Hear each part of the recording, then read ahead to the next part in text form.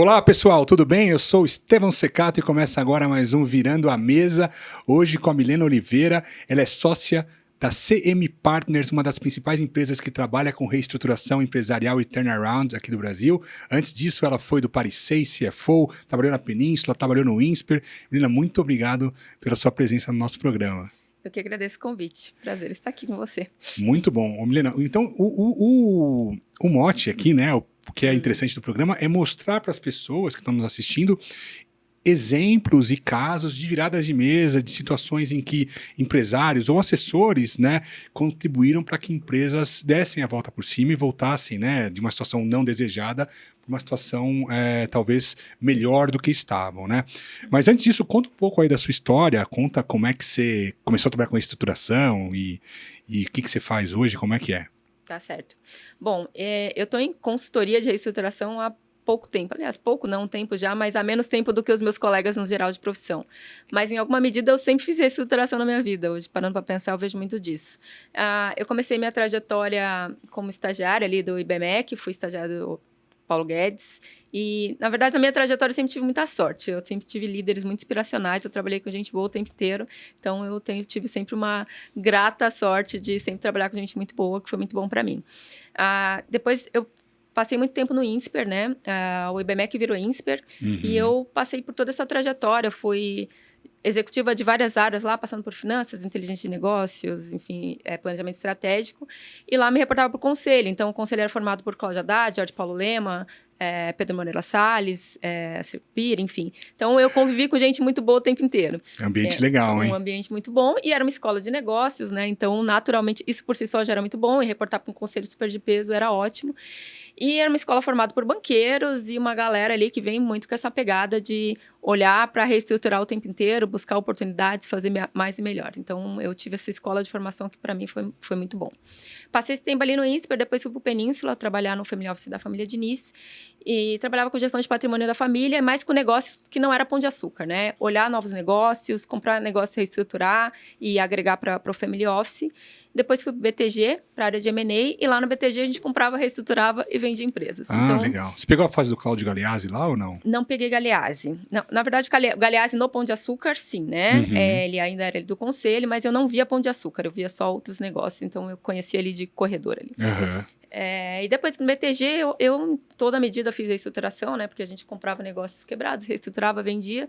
E eu ia para a área de finanças, para a cadeira de finanças das empresas investidas do banco. Põe a mão na massa mesmo. Mão na massa, pois é. De fato, todo esse projeto de reestruturação. E aí, eu saí dali, fui para o Paris 6, fui ser executiva do Paris 6, fui cuidar da expansão do grupo, né? Uma cadeia de restaurantes. Tinha uma missão ali tinha 5 lojas, na época que eu entrei, a gente tinha um projeto de fazer 50 lojas pelo Brasil. Então, inicialmente fui CFO, depois virei CEO e fui cuidar dessa expansão do grupo. Você virou CEO lá? Que virei CEO do grupo, exatamente. E no meio do caminho, assim, a ideia era junto com o fundo, fazer essa expansão. O fundo não veio, então a gente teve que fazer toda uma reestruturação ali, uma organização de caixa para poder cuidar dessa expansão, enfim. Idas e vindas, eu vi que o negócio não era muito para mim, eu amo restaurante, assim, eu fui para o Paris 6 porque eu já fui colunista de gastronomia, enfim, porque é hobby, né? Só hobby. E só que, enfim, uma coisa é hobby, outra coisa é trabalho, não é um mercado que eu gostei muito e foi uma passagem rápida sair. E fui para a consultoria. Então, me juntei ali a CM Partners. Tô lá desde 2019, então já tô há um tempo, sou sócia-diretora hoje. E eu conheço as pessoas que estão ali há muito mais tempo do que eu estou lá, então é muito legal que a gente faz o que gosta, com quem conhece, enfim. E lá tem um time muito bom, então tô super bem. Acho que eu falei que aqui vai parar minha chuteira na CM. Não, juntou uma turminha boa ali. Boa, pois é. Parabéns. Exatamente. E na CM a gente basicamente faz reestruturação de empresas o tempo inteiro, né?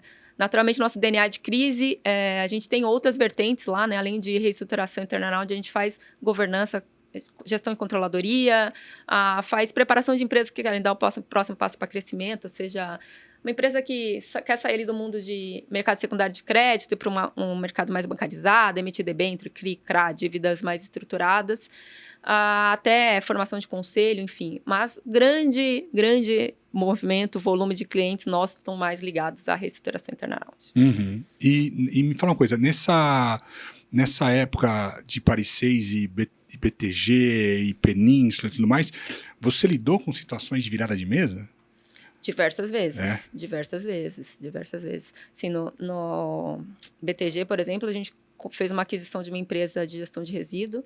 É uma empresa que faturava 2 bi, mas veio com uma dívida absurda ali, e a gente fez um trabalho gigante e foi fazendo uma série de aquisições até formar um conglomerado de empresa de gestão de resíduos, de empresa que estava numa situação muito deteriorada de caixa, até a gente fazer, de fato, uma virada de mesa, né? Então, a gente fez uma junção de todas as empresas do setor que a gente tinha adquirido e fizemos um projeto desde sinergias entre as investidas, como olhar para dentro, buscar recuperar custos, melhorar a estrutura de capitais, enfim, para reduzir custo financeiro. Então, a gente tinha um grande case ali dentro que foi bastante emblemático no BTG. E aí foi um play de consolidação, né? Comprar uma empresa, foi consolidar núcleo e comprando as satélites, né? Exatamente. A gente comprou uma grande do setor, depois foi comprando todas as pequenas, mas é um setor hoje um pouco menos, acho que difícil ainda, né? Mas na época era muito mais, até porque tem uma alavanca de setor público relevante ali, né? Então tem ali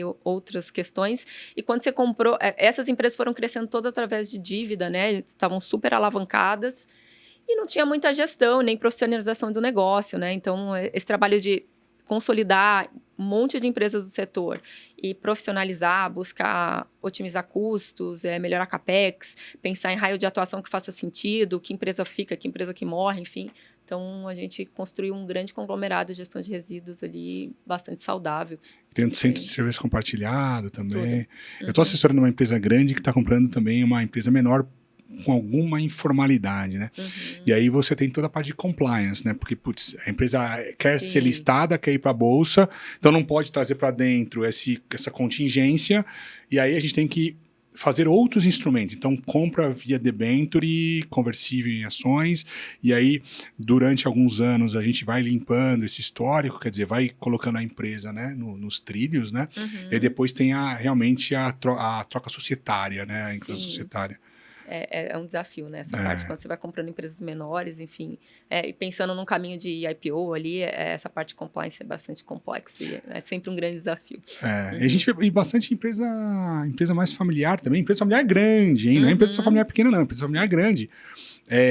Ainda o desafio da formalização. Isso aí está reduzindo bastante.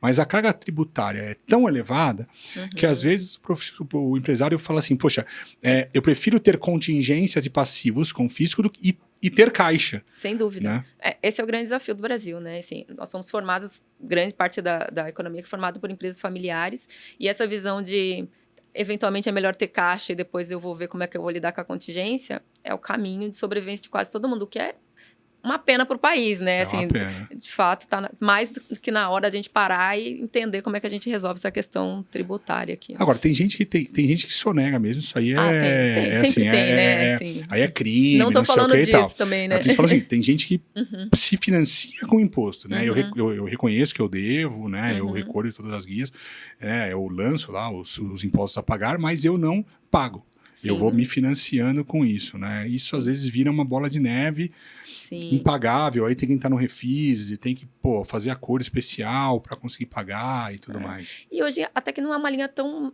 boa de se financiar, né? Porque ela ficou cara, né? Ficou cara, com juros, né? ficou caro, né? Ficou caro mesmo. Mi, e fala uma coisa, desses casos da CM aí, tem alguns emblemáticos que você pode falar um pouco mais? Claro, vou escolher um aqui que eu acho que é um caso bastante emblemático nosso ali, que foi meu primeiro projeto na CM, inclusive. Foi um projeto, mas é um projeto que eu tenho um carinho especial, né? Eu toquei ali como primeiro projeto. E foi uma grande virada de mesa, né? Fala um pouco muito de como é que o empresário olha para o seu negócio e como é que ele para repensar se o caminho que ele acha que tem que seguir é o que ele tem que seguir mesmo, né? Bom, estou falando aqui de uma indústria de papel cartonado, né? Faz embalagem, aquelas caixas secundárias ali de embalagens. Então, quando a gente chegou nessa empresa, ela faturava ali 150 milhões ano e ela estava com EBITDA negativo. E na visão do empresário, operava muito em FDICs, né, com um custo elevado. Na visão do empresário, ele chegou lá e falou, eu preciso de um capital de giro mais barato, porque meu caixa está indo todo aí, estou pagando o custo financeiro. Quanto que é o custo financeiro desse, mais ou menos? Bom, o mercado secundário de crédito é um pouco mais caro, né? É o que oferece, né? Mas a gente está imaginando sei lá, cerca de 2% ao mês na época, mas hoje mesmo com o Selic começou a ponto de cair agora, né? Reflete na ponta. Não reflete, né? Até porque a gente passou por um ano complexo, o mercado de crédito está balançado, índice de confiança está baixo, então até cair, né, até refletir isso ali no custo final vai demorar, imagino, um tempo ainda. Mas enfim, isso nem foi a de agora, esse é um caso um pouco mais antigo, mas a taxa de juros ainda estava elevada, né, e a gente trabalhava cerca de 2,5% ao mês. Era um problema, mas não era o grande problema. Na verdade, não, estava longe de ser o problema dele, né, naquele momento. Ele pensava nisso e ele falou, pô, não estou gerando EBITDA, então tenho que dobrar aqui meu faturamento para equalizar a caixa. Preciso de capital de giro mais barato para fazer, buscar. Eu tenho clientes, eu poderia atender mais o dobro de clientes, tenho indústria, preciso de capital de giro aqui para produzir mais. E aí, sair do vermelho para ir para um positivo. É um grande mito, né? Eu preciso crescer de qualquer jeito. Exato. É sempre o grande mito, né? E empresário olha muito para faturamento, né? Tem que crescer, tem que faturar. E faturamento, eu sempre falo, é ego, né? Olha para EBITDA, porque assim, se você não estiver faturando com qualidade, quanto mais faturar, mais buraco vai abrir, que era justamente o caso dessa empresa. Eu tenho só um parênteses, eu tenho um cliente, empresa de transporte. Aí o CEO chegou pra mim e falou assim, pô, a gente tem que salvar a caixa porque a gente vai queimar 2 milhões na Black Friday. Eu falei, mas o quê? Falei, quê, né? Você quer queimar 2 milhões na Black Friday? É isso? Ele falou, porque no Black Friday a gente tem que dar desconto, não sei o que. Eu falei, cara, então para, então não trabalhe na Black Friday. Pois é. Salve 2 milhões de caixa. Então tem que mudar um pouco dessa cultura de faturar. A grande maioria dos meus clientes eu vejo muito isso. Tem muito, eu quero crescer faturamento. Mas você quer crescer faturamento para quê, né? Se você tiver que abrir mão de margem, para que crescer faturamento? Faz sentido, né? Melhor você preservar a EBITDA, mas enfim, são longas discussões sobre isso. Sim. E aí a gente fez ali, a gente sempre faz um diagnóstico, né, uma análise profunda ali de números da empresa para entender de fato onde é que está o problema. Aí eu fiz o diagnóstico e aí eu vi que mais 50% da carteira de clientes dessa indústria, ele faturava ele vendia com prejuízo. Como é que você faz? Só um rapidinho, você faz um diagnóstico como lá? Você chega na empresa, em quanto tempo você faz o diagnóstico? Como é que vocês trabalham lá? Bom, na CM especificamente, assim, a gente tem um braço de tecnologia muito forte, né? A gente tem ali um núcleo, que a gente chama de núcleo, formado por gente de data science no geral, o pessoal mais voltado para controladoria, análise de dados, pessoas de tecnologia. Então, esse time entra para dentro, é o primeiro time que vai para dentro do projeto. E aí ele entra, a gente faz uma análise profunda da empresa, eu não recebo o número da empresa e confio naquilo. Então a gente reprocessa todos os números dos nas bases. Todas as bases de dados. E tem empresa que não tem sistemas muito bons, então a gente olha a nota de entrada, olha a nota de saída, vai depender ali do... Exato, vai depender, né, do nível de dados e informações que o cliente tem, é mais ou menos o trabalho que a gente vai ter. Mas a gente reprocessa os últimos 15 meses da companhia para entender como é que ele vendeu, com que margem, e a gente faz uma análise profunda, nota a nota. E se o canal de venda foi adequado, o mix foi adequado, que cliente eventualmente você deveria deixar ou vender mais, enfim. Então, que vendedor performou melhor, como é que está a sua estrutura de custo fixo, está equilibrada, faz sentido ou não faz? Então, o diagnóstico que a gente faz é esse olhar profundo. Por outro lado, a gente entende o endividamento da companhia, né? E qual é o perfil de dívida, quais as garantias que tem ou não tem, como é que está o perfil de contrato, até para, eventualmente, se eu tiver que olhar e renegociar isso, né, como é que eu vou encaixar ali numa projeção de resultado que eu vou fazer. E aí a gente faz uma modelagem financeira para os próximos 5 anos, para entender como é que eu encaixo aquela dívida numa performance de resultado, e aí que, eventualmente, se virar um projeto, é que vai ser a nossa diretriz ali, nosso plano motor, para fazer reestruturação. Então, antes de aceitar o projeto, a gente vende reputação, né? Então, antes de aceitar o projeto, você faz o diagnóstico, é recuperável, dá para fazer, tem um trabalho para ser feito. Faz sentido ou não faz vir para a gente, exatamente. Então, a gente fez esse diagnóstico e a gente percebeu que mais de 50% dos clientes dele, ele vendia com prejuízo. Assim, você entrega lá a embalagem e um cheque para o cliente junto. Eu falei, não faz sentido. Assim, não tem... Imagina, quanto mais você vender para esse cliente, mais buracos de caixa você vai abrir. Sim. Não faz o menor sentido, né? E aí a gente explicou isso para ele falou, não, mas não faz sentido. Aí eu falei, não, assim, você tem que cortar, você tem que abrir mão de metade dos seus clientes, porque era 60% mais ou menos da carteira que tinha prejuízo, tinha uns 10 ali que tava um prejuízo pequeno, que um pequeno ajuste de preço você leva para uma faixa que faria sentido, mas tinha uma parte que ele tinha que ajustar tanto o preço que não ia fazer sentido pro cliente, né? Quer dizer, se não ia para a sua estrutura de custo atual, para a estrutura dele de custo naquele momento, reprecificar, o cliente não ia aceitar porque está muito mais caro que o mercado. Quer dizer, o problema não é nem custo. E além, né? Ele tinha que abrir um turno adicional para pegar aquele cliente que se ele só enxugasse aquilo ali, é melhor você voltar, reduzir, enxugar um pouco, trabalha menor, organiza a casa e daqui a pouco a gente volta e cresce. Você vai descarregar muito mais EBITDA, vai trabalhar muito melhor e vai se preparar para crescer de forma saudável. Do que ter um turno a mais, por exemplo, ocioso. Ocioso, que era o que ele tinha, exatamente. E aí eu falei para ele, bom, você vai ter que reduzir metade do seu faturamento. Você não tem que dobrar o faturamento, você tem que encolher, você tem que reduzir 50%. E o sócio? Aí o acionista falou, você tá louca, né? Assim, imagina que eu vou reduzir 50%. E aí a gente vai, faz um trabalho técnico, explica números, enfim, e esse acionista apostou e falou, tá bom, me dá aqui a lista de quem é que eu tenho que cortar, que eu vou sentar com o meu time comercial e vou fazer amanhã. E, de fato, ele saiu com a lista da reunião, com a lista embaixo do braço, e no outro dia ele começou o trabalho com o comercial dele. E a gente foi para dentro, fizemos ali uma análise de, bom, uma coisa é isso, e onde mais eu consigo ajustar aqui para que eu faça essa virada de mesa mais rápido, traga mais caixa e aí, de fato, eu vou estruturar essa empresa para crescer. Então, a gente olhou para dentro da fábrica, dava para cortar turno, tinha algumas questões ali na fábrica que dava para otimizar a produtividade, para ganhar preço, né, para ganhar competitividade. Ele tinha um pool de fornecedor que não era o mais adequado, porque ele não pensava em questões logísticas, como é que o papelão chegava ali para ele. Então, a gente olhou para a cadeia de fornecimento, então mudou o perfil de fornecedor dele, trouxe outros fornecedores com custo mais atrativo, olhamos para dentro da fábrica para melhorar a produtividade, reduzimos o turno, e ali ele tinha uma estrutura de custo fixo que estava muito inflada para o tamanho de faturamento que ele tinha. Fizemos um grande ajuste de custo fixo, e com isso que ele estava ali com o EBITDA negativo em 8%, ele rapidamente saiu para um EBITDA positivo em 8%. Então, teve um ganho de EBITDA muito rápido. E aí, ali, o problema de custo financeiro que ele falou que achava que tinha, assim, era um custo financeiro elevado, mas para uma empresa em reestruturação é comum e, eventualmente, você tem que aceitar aquilo no primeiro momento para daí buscar um custo melhor, né? E não era um problema. Então, ele rodou super bem, fez muito caixa e o projeto voou. Então, fizemos essa primeira virada de mesa, de fato, casa funcionando bem, bom, agora sim vamos pensar em ampliar um turno e buscar clientes com qualidade. Agora vamos pensar em crescer de forma organizada. Aí investimos um pouco em time comercial, investimos um pouco em máquina também para ganhar produtividade, porque uma vez que você saiu do problema de caixa, no primeiro momento, assim, quando você está com problema de caixa, vou fazer investimento? Não, né? Não era a hora. Mas agora que a gente equalizou e tem caixa sobrando, vamos investir para otimizar a linha e aí vamos olhar para fora e trazer cliente. Então, a gente fez isso. E aí, no segundo ano de projeto, ele foi para uma EBITDA de 22%. Então, que bom, hein? Foi, de fato, uma grande virada de mesa. E lá nessa empresa, quando você começou a cortar custo fixo, você teve que passar por desligamento de pessoal. Sempre. E como é que foi isso? Como é que essa é sempre vocês uma parte conduziram? difícil, né? No geral, a gente olha ali custo fixo, quanto é que tem que ajustar, qual a estrutura atual para aquele perfil de indústria, para aquele perfil de faturamento, até onde ela consegue crescer com uma estrutura mais enxuta possível. Olhamos aquilo, onde é que estão as áreas com maiores problemas. A partir dali, a gente senta ali com um comitê que a gente elege, né, de reestruturação, fazemos a lista e aí é o time que vai para dentro, né, o próprio cliente, a própria empresa que vai para dentro para fazer o desligamento.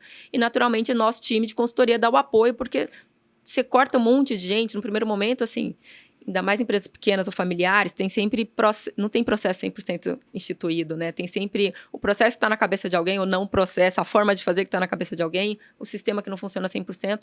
Então, se você não fizer isso de forma bem planejada, você vai cortar um monte de gente e no outro dia você não consegue apertar o botão e emitir uma nota, né? Então, a gente olha muito para isso, assim, quem são as pessoas que vão sair, onde é que pode ter um ponto crítico, como é que a gente ajusta o processo, mas também não pode esperar muito, assim, cortar custo, uma hora que se fez ali, você tem que ir para dentro e rapidamente cortar. Antes tarde que mais tarde. Antes tarde que mais tarde, exatamente. E além, né, você corta um dia, hoje, outra leva amanhã, outra leva daqui a uma semana, o time fica desmotivado, a estrutura fica mais balançada. Ficam com medo, né? Fica, todo mundo fica pensando que dia hoje é o meu dia ou não é. Então, se você fizer tudo muito mais rápido, daqui a pouco você chama quem ficou e, bom, esse é o time, assim, essas aqui são as diretrizes, é aqui que a gente precisa chegar, com você, com o que eu conto, vamos juntos. Então, fica muito mais fácil se você fizer isso mais rápido. Óbvio, né, que sempre cortar custo é importante. Eu venho de uma formação escola ali que sempre foi orientada a custo, né? Acho que a galera Ambev ali sempre foi muito disso e eu convivi muito com essa galera ali por muito tempo. Então, olhar para custo o tempo inteiro, você tem que fazer, não tem jeito. Porque sempre que você olhar para custo, despesa, crescer um pouco. E assim, sempre vai ter uma oportunidade de você fazer aquilo melhor, mais barato. Não, sempre. Invariavelmente tem. Porém, você tem que fazer isso de forma planejada e organizada, né? Porque você sai cortando pessoas em ambientes especialmente o nosso perfil de cliente aqui, que não tem tanta governança, tanto sistema, tanto processo. Se não fizer isso bem feito, você corre risco ali de eventualmente parar a linha, para a fábrica. Você perde muita informação, às vezes você perde conhecimento da empresa, né? Exato. Então, assim, você tem que se organizar rápido e fazer rápido, mas de forma organizada e planejada. Teve alguma resistência ao trabalho de vocês? Sempre tem, né? Sempre tem. Assim, quando uma consultoria entra no cliente, eu acho que raras exceções eu entrei e tá todo mundo... Que legal, temos uma consultoria aqui dentro, né? Até porque brasileiro não tem uma percepção boa, assim, do que é consultoria, né? Diferente de americano, ele nasce uma empresa, nasce com um consultor do lado dele, né? O brasileiro não tem essa cultura. A gente acha que, se eu precisei de um consultor, é porque eu fracassei, eu não sei fazer, eu não posso pedir ajuda. E americano não, né? Americano, assim, eu vou pedir ajuda. Se tem alguém que sabe fazer isso melhor que eu, por que eu vou fazer sozinho? Sim. E faz todo sentido. Se tem alguém que vai fazer isso melhor que eu, por que eu vou fazer sozinho? Vou trazer alguém que faça bem comigo. Agora, o brasileiro prefere ter um advogado ali para conter danos do que ter um consultor que vai ajudá-lo a fazer melhor. Exato. É nossa cultura, né? Infelizmente, a gente é um país pouco escolarizado, de pouca educação, enfim. Então, é nossa formação. Então, naturalmente, a gente chega em ambientes que sempre tem restrição à consultoria. E, no geral, quando a gente chega, assim, a consultoria é a última alternativa dele, né? Assim, é a última cartada, isso que eu falo, né? A pessoa não busca a gente, por exemplo, virada de mesa ou reestruturação. Não necessariamente tem a ver com crise. Eu posso querer margens melhores, eu quero mudar minha estratégia antes de ter um problema. Deveria ser sempre, né? Mas a procura é muito mais quando a coisa já está degringolada, né? Exatamente. É sempre assim, se o cliente tivesse procurado um instante antes... Um ano antes, 6 meses antes. 6 meses antes, no geral, a história dele seria outra. Mas ele nunca faz isso. No geral, quando ele chama, é porque ele está ali no limite. Assim, ele vai quebrar, vai parar se ele não trouxer alguém. Então, tem muita resistência, né? Assim, e tem cliente, eventualmente, que ele não teve escolha, né? Ele depende ali de financiadores, que o financiador falou para ele, ou você coloca alguém, ou eu vou cortar a sua linha. Então, ele nem escolheu, ele não tem como fazer. Você entra goela abaixo dele. Né? Entra goela abaixo. Mas, naturalmente, a gente tem que ali, assim, aqui na consultoria, a gente tem ali nossos princípios e valores, na nossa missão, a gente fala muito que a gente trabalha lado a lado com o cliente, assim, tá ali na missão e valores da consultoria, que a gente está ali, a gente respeita muito a história do cliente. Eu não acredito em choque de gestão. Eu vou chegar lá, tá tudo errado, vou trocar todo mundo, vou cortar tudo. Não, eu também não. Não acredito nisso. Aliás, a gente vê um monte de private equity aí que fez muito isso e eu não conheço uma história de sucesso. Com esse perfil, não. Também tem não alguns conheço. reestruturadores que têm esse perfil do tipo, eu sou o dono da razão, eu chego chutando a porta e todo mundo tem que me obedecer e eu vou impor minha... Né? Tem uma cultura, as pessoas estão ali há décadas. Exato. E assim, eu sempre falo, provavelmente de gestão, finanças, eu entendo muito mais, mas de produzir papel, o cliente certamente vai saber mais que eu, né? Assim, então, do negócio dele, ele tem o mérito dele, ele construiu um negócio, construiu uma história, então, o mérito ele tem, assim, ele construiu aquilo. Então, a gente respeita muito a história do cliente, mas, naturalmente, se ele não estiver disposto a me ouvir e fazer o que tem que ser feito para a empresa dele mudar, então não faz sentido eu estar lá, né? Mas a gente respeita muito a história dele e a gente trabalha muito lado a lado com ele e, assim, como é que quebra a resistência? Assim, eu não vou fazer esse plano, você não tem que cortar 50% da sua carteira de cliente porque eu acho que tem que cortar. Não, é com base números, dados e fatos. Dados e fatos. Dados e fatos. Então, tá aqui, fiz um diagnóstico, aqui a avaliação que eu fiz da sua empresa, olha o número, olha o que aconteceu, olha como é que você vendeu para esse cliente, você cobrou tanto, te custou tanto para produzir, então você entregou para ele um cheque junto, faz sentido? Então, na medida que você vai mostrando dados, fatos e vai explicando ali como é que você construiu um racional, aí você começa a ganhar o cliente, né, para trabalhar junto com você. Eu fazia um negócio muito legal, que eu faço ainda, né, que é assim, não sou eu que estou falando, é a planilha que está falando. É isso. Tem uma priorização. Todos os diretores se reúnem, gestão à vista, todo mundo se reúne e colocam ali qual a prioridade de pagamento. Então, beleza, eles colocaram as prioridades. Entrou 100 mil no caixa, vai na prioridade 1, prioridade 1, prioridade 1, prioridade 2, aí acabou o dinheiro para prioridade 3. A culpa não é minha. O dinheiro não entrou, não tem. Porque tiveram ocasiões, teve uma ocasião que eu lembro emblemática, que eu estava numa livraria, e os caras pegaram os papéis lá e os boletos e jogaram fisicamente em mim. Falaram, você não paga nada, você não sei o quê, você é o consultor, você veio aqui para resolver. Não, eu sou parte da solução, eu sou parte do problema, né? Exato. E é muito comum isso, né? O cliente olha e fala assim, mas como você não vai pagar? Não é como eu não vou pagar. Você tem isso, disponibilidade, você tem isso para pagar, vamos priorizar. E tinha parente na gestão ou não? Sempre tem, né? Sempre tem. Então, resistência sempre há, mas eu acho que, assim, é o que você falou, né? Não sou eu, é a planilha. Quanto a dados, não tenho o que dizer, né? Teu número é esse. E assim, você vai seguir fazendo o que você fez até aqui, e você vai chegar aqui, você vai quebrar amanhã, ou vamos tentar esse caminho aqui, ó, com base nisso, nessa informação, nesses dados, nesses números, e aí a gente vai ter uma história melhor ali na frente. E nesse caso você teve o buy-in do sócio, quer dizer, o sócio acreditou em vocês, Acreditou. deu carta branca, ou pelo menos estava ali aceitando as recomendações da consultoria. Tem casos que eles não concordam, né? Eles simplesmente falam, te colocam ali, você capta às vezes o recurso porque é necessário naquele primeiro momento. Então, no primeiro momento, assim, eles aceitam as sugestões, você vai lá e combina o jogo, traz o recurso e no D+1 a pessoa simplesmente esquece o que combinou e começa a fazer o que quer, né? Você passou por isso? Acho que fazer o que quer, assim, não, mas já cheguei a ter que ter discussões duras para não ir para aí, né? Então, de fato, às vezes você combina o jogo, mostra, e aí, ó, vou captar recurso para isso, e aí o acionista, não, mas eu quero fazer aquilo. Então, pera, não vai funcionar. Eu vou sair, o recurso vai sair junto, né? Não faz sentido. Sim, até porque o recurso está vindo lá pela sua reputação, né? Muito pela nossa reputação, naturalmente. Mas eu já tive clientes, eu tive um caso, por exemplo, que assim, diferente desse que eu contei agora, que eu falei para o acionista, você tem que cortar 50% e acabou, porque senão você vai abrir mais buraco. E ele falou, você tem razão, vou reduzir. Tem outro cliente que assim, eu mostrava para ele o tempo inteiro, ó, você tem um perfil aqui de cliente que só te consome margem, não faz sentido. Só que esse cliente não era um cliente muito de crise, ele era muito gerador de caixa. Então, o negócio dele aceitava um desaforo. Só que era um caso de melhoria de performance. Ele queria também melhorar o perfil de endividamento. A gente foi contratado para melhorar a dívida dele, então ele queria ser mais bancarizado, fazer uma dívida estruturada. Só que você está lá dentro para fazer reestruturação e olhar para todas as oportunidades. E aí, quando eu falei para ele, ó, você tem esse perfil de cliente aqui que só te consome margem, tira isso daqui que você já vai melhorar seu caixa. Não quero.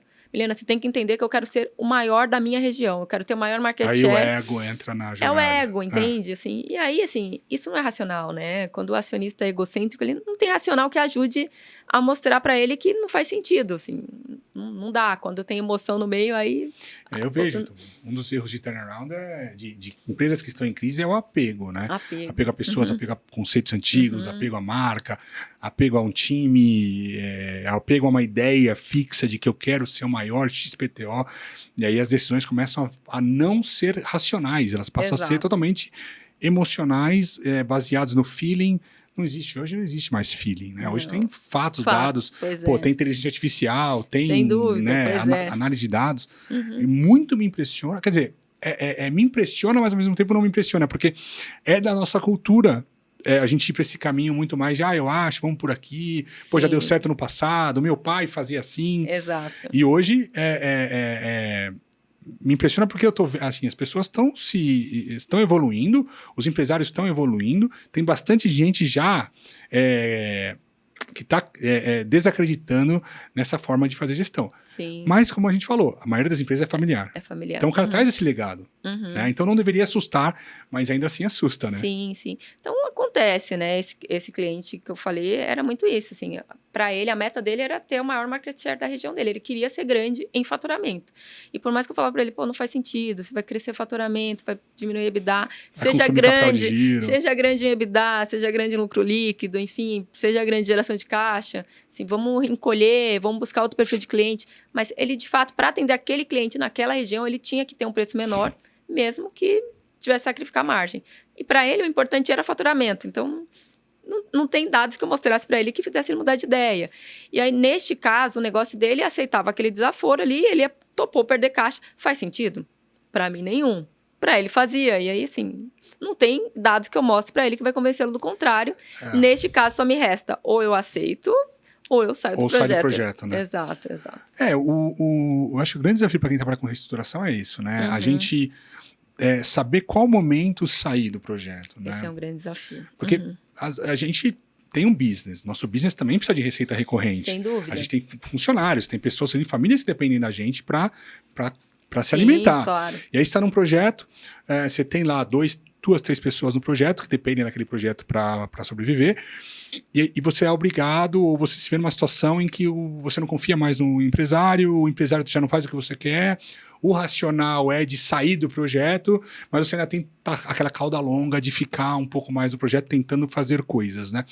Você tem algum momento assim que você fala, putz, não dá mais? A gente fala, isso é muito claro ali na consultoria, né? A gente fala que se está distante dos nossos princípios e valores, tem que sair, aí não tem receita que segure. E é o que você falou, a gente tem um business, a gente se preocupa com receita, naturalmente a gente quer projeto, quer cliente, mas desde que faça sentido, que seja compatível com o que a gente busca um perfil de cliente.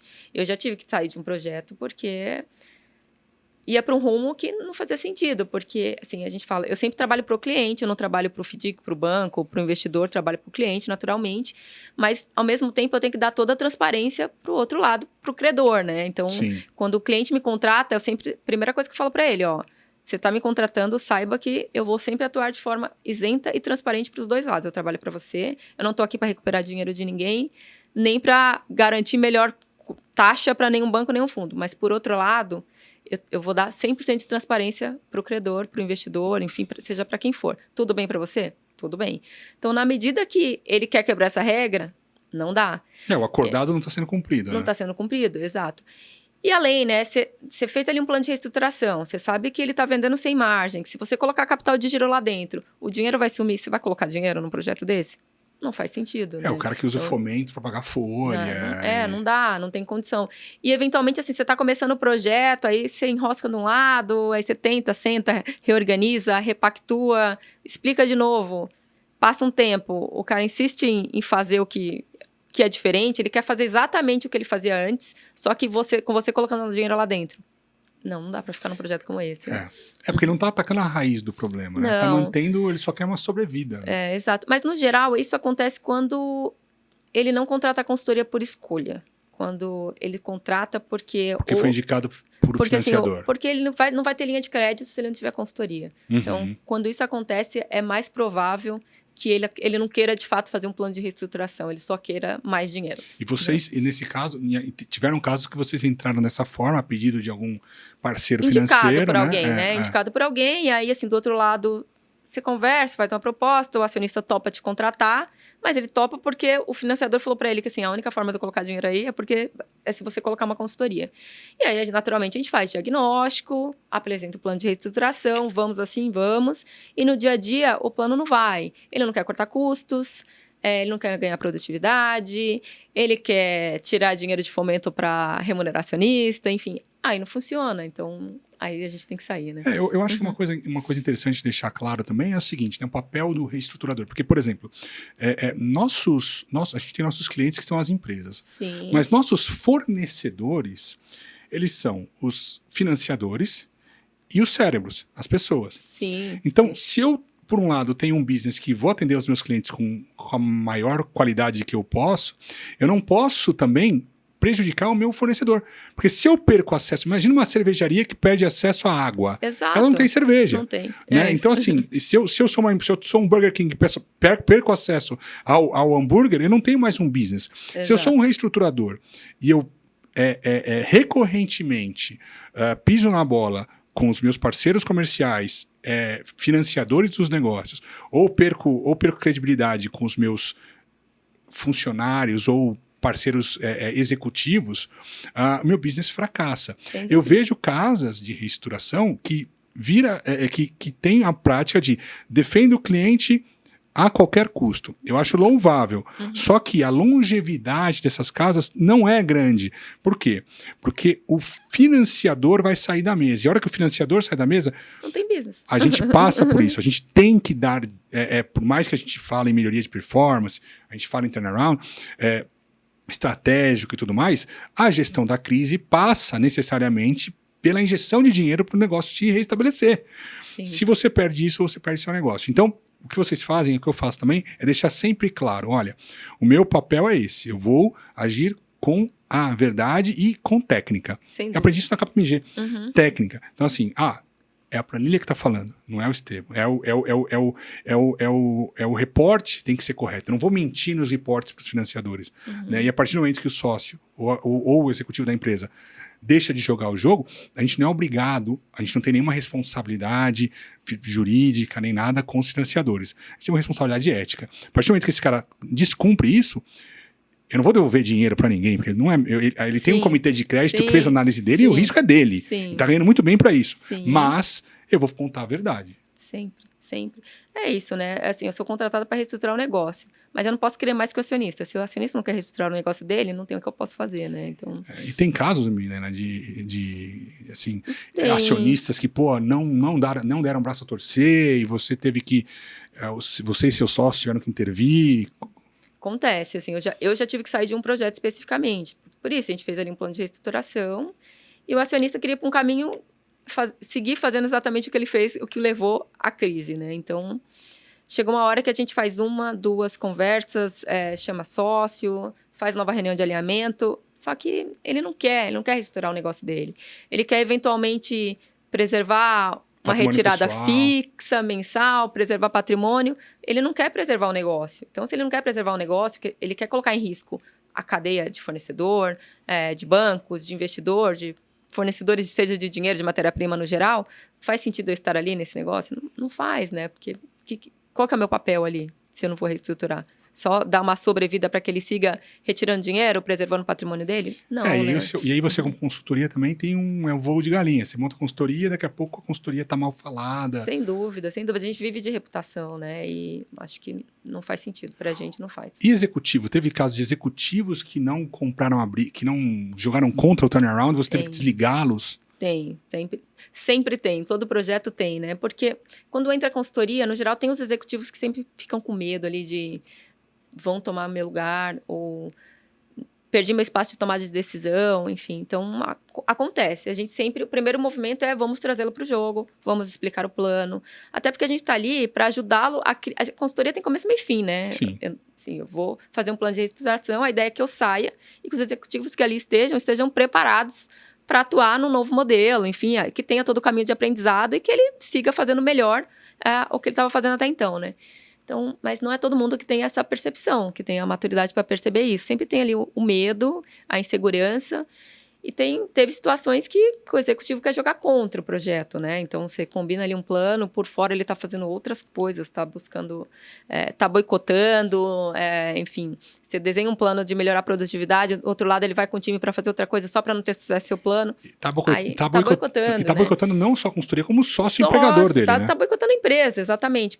Simplesmente para preservar o cargo dele. Aí não tem o que fazer, né? Nosso caminho é sempre trazer o time para o jogo. Mas nem sempre a gente consegue. Eventualmente, você tem que desligar alguns no meio do caminho. E eu vou te falar uma coisa, e até pro pessoal de casa, quase todos os projetos que eu entrei, que o executivo jogou contra, esse executivo acabou saindo da empresa sendo desligado. Os que compraram a briga, e a empresa deu certo, compraram a briga a favor do turnaround,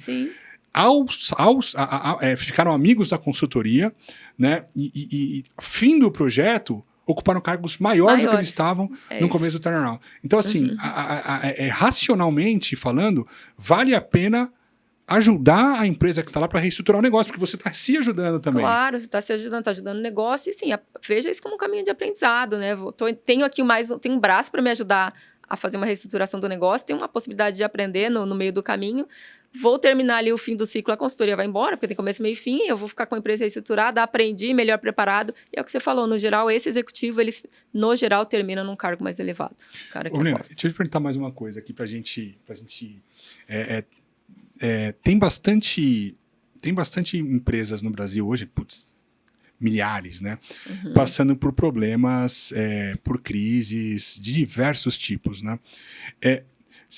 Quais recomendações você dá, você que trabalha nesse mercado há bastante tempo, para o empresário que quer virar a mesa e está meio perdido, não sabe o que fazer? Tem algumas recomendações-chave? Bom, eu acho que assim, primeiro o empresário ele precisa saber onde de fato está o problema dele, né? Então, sair ali fazendo gestão temerária, sem minimamente olhar para o seu número, conhecer teu resultado, se está com problema de caixa, o que está gerando seu caixa, problema de caixa? Você está vendendo bem? Porque nem sempre, no geral, o problema não está no faturamento, no geral, o problema não está no financeiro, que o empresário sempre acha, estou com problema no custo financeiro, meu caixa está apertado, ele não vai olhar para dentro da indústria dele se ele está produzindo direito, para o que cliente ele está vendendo, se ele está vendendo uma melhor estrutura logística, se o time comercial está performando direito, se a indústria está ganhando a melhor produtividade. Então, primeiro que assim, para olhar onde é que está o seu problema. Passo número 1. Saiba pedir ajuda, né?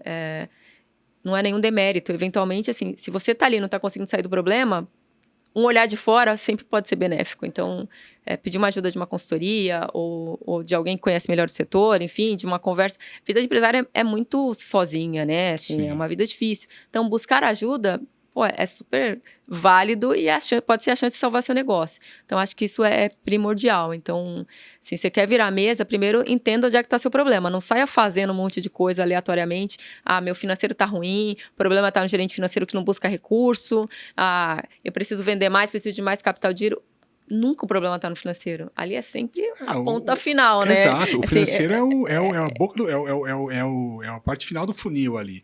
Ele é um acúmulo de um monte de coisa errada. Venda errada, estratégia errada, precificação errada. E assim, sai do problema, né? Você tá ali, tô com problema de caixa, tá enfiada no financeiro porque tô com problema de caixa, vou trazer mais dinheiro. Sai do problema. Vai olhar para sua fábrica, vai olhar para sua distribuição, vai olhar para sua carteira de clientes, vai entender o que tá te ocasionando uma crise de caixa e aí busque a ajuda necessária para resolver o problema real, entende? O empresário em crise, ele é um empresário também, ele toma decisões muito impulsivas. Né? Porque tá ali super estressado e tal, não sei o que, com visão de túnel, um monte de gente pressionando, ele não sabe o que fazer, toma decisão errada, e decisões às vezes drásticas. Vamos fechar a fábrica, vamos demitir não sei quanta gente, ou vamos comprar um concorrente. Quer dizer, decisões que não têm nexo com a realidade ou que não vão resolver o problema dele. Sem dúvida. Exato. Você toma uma decisão impulsiva que você acha que vai resolver esse problema e vai te trazer um problema maior, né? Então, busque ajuda, né? Passo número 1. Busque ajuda para entender onde é que está seu problema e resolver o problema que se você não conseguiu sair dali da forma como você está fazendo, então não adianta você tomar uma medida impulsiva. Vai entender como é que você faz isso melhor. Perfeito. Tá bom, menina. Muito obrigado, viu? Eu que agradeço. Foi ótimo. Então, pessoal, obrigado e até o próximo programa.